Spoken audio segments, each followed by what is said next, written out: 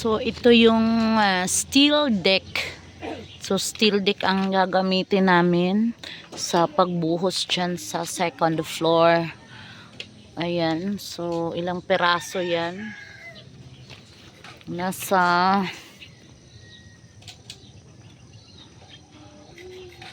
mga 20 peraso.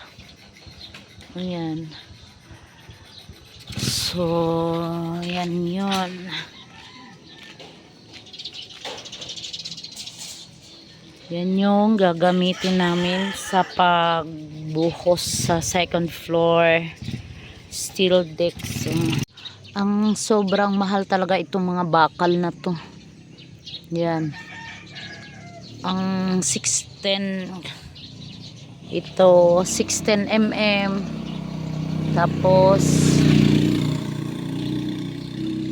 ito 12 mm, tapos ito yung 5 ay 10 mm 10 mm to. Yan yung tawag nila. So yan talaga yung gastos. Tapos ito steel deck, ito ang mahal kasi itong deliver ko ngayon sa steel deck halagang 30,000 to. 30,000, parang 15 peraso man siguro to. Yan, kapal. 30,000 ang halaga ng steel deck na yun. So ayan, tapos yung mga balas, ayan, kasi malapit na kami magbuhos sa second floor.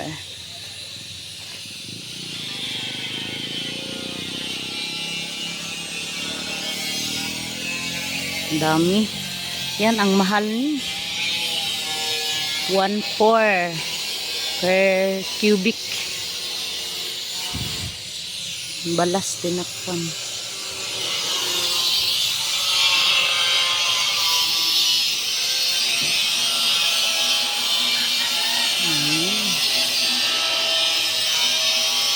Pinakat nila yung steel deck. Parang 15, 16. 18.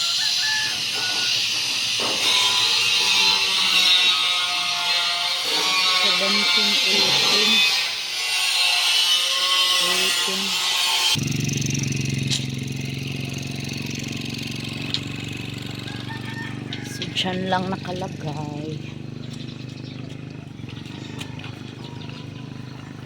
Dyan yun gagamitin.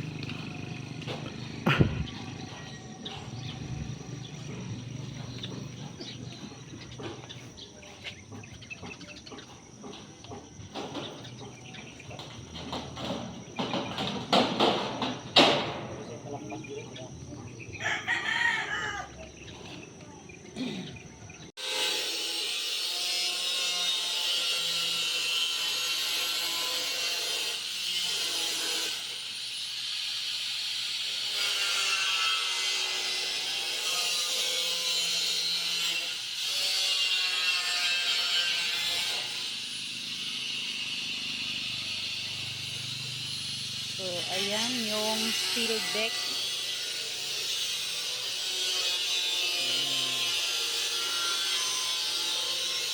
Nakat. Ay.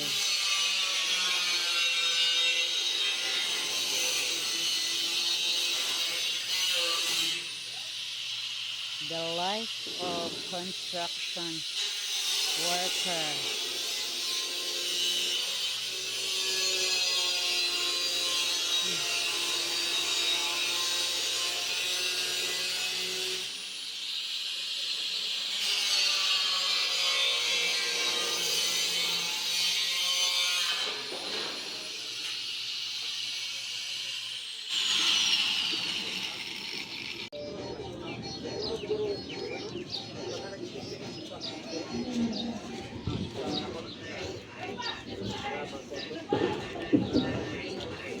So ayan guys, nagkakabit sila ng steel deck. Ayan, so sobrang bilis. ilang oras pa lang halos nakabit na nila. Sobrang bilis din. Ayan. Sikaso na lang yan. Bakalan na lang. Ayan, buhos na. So, steel deck ang gamit namin. Para wala nang tanggal-tanggal. So, ayan na yan. Diretso, buhos na yan.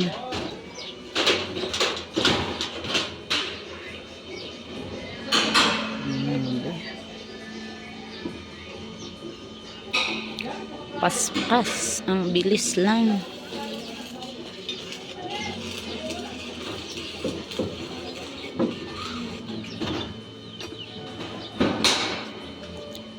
So, ang advantage guys, pag steel deck ang gamit mo, una, wala ka nang tatanggalin. So, permanent na yan siya. Then, second na advantage, for example, merong mga lindol, ganyan, mag-crack man yung semento, hindi siya basta-basta malalaglag kasi matibay yan, ang kapal-kapal niyan. Kapal niyan. Then, no need na third advantage niyan, no need na mag-kesame. So, matibay na ano na yan, kesame na yan. Nakalaking advantage niyan.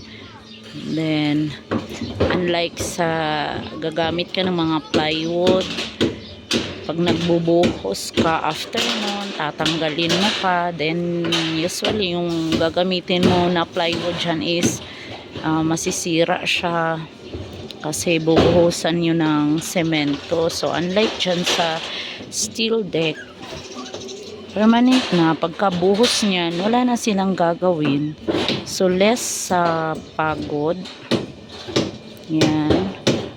Meron lang siyang kamahalan konti pag nag steel deck ka, pero sulit talaga. Bali ang pinadeliver namin kahapon na steel deck dyan, worth 30,000. So hanggang dyan mapuno yan dyan. So yun na yun, 30,000. So ayan na, ang dami niyan. Tsaka makapal yan, makapal.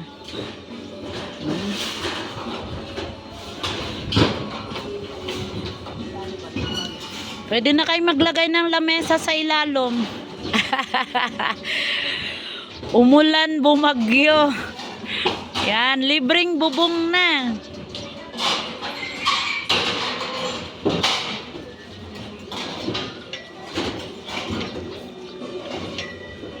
Tripling ano pa yan sa bubong, sa kapal niyan.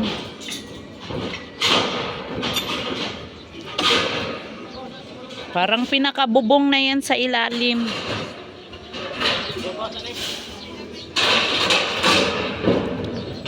Ganda pag steel deck ang gamitin.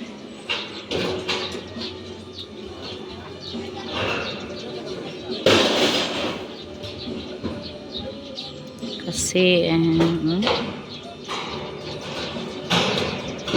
mas madali siya. Basta naka ano na, diretso na lang yan, ano na lang siya, i-fit na lang, oh.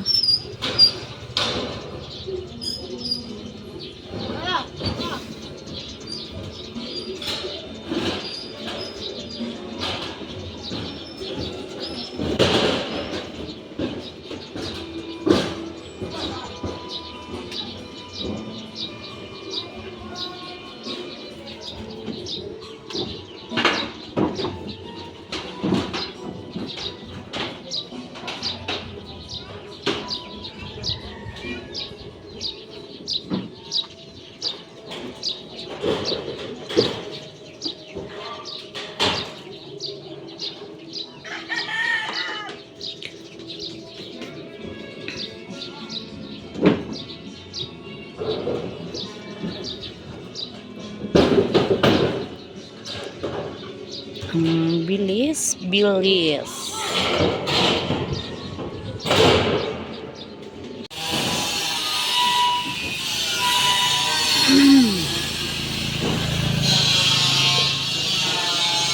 So, ayan.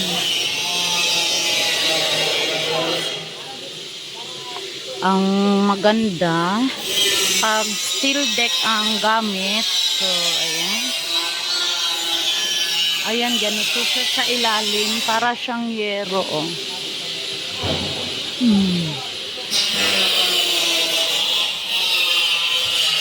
So, ang ganda niya tingnan. So, ayan. Ganito siya sa ilalim pag tinanggal na yung mga na yan. Ang linis-linis niya na tingnan.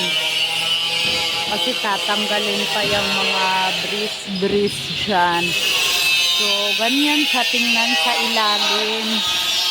So, depende na lang kung gusto mo pa rin maglagay ng kesame, pero para sa amin dito hindi na.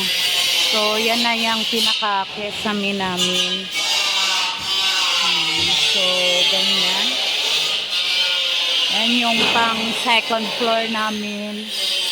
Yan sa taas. So, inuna muna yan buhos bago trabahuin yung taas.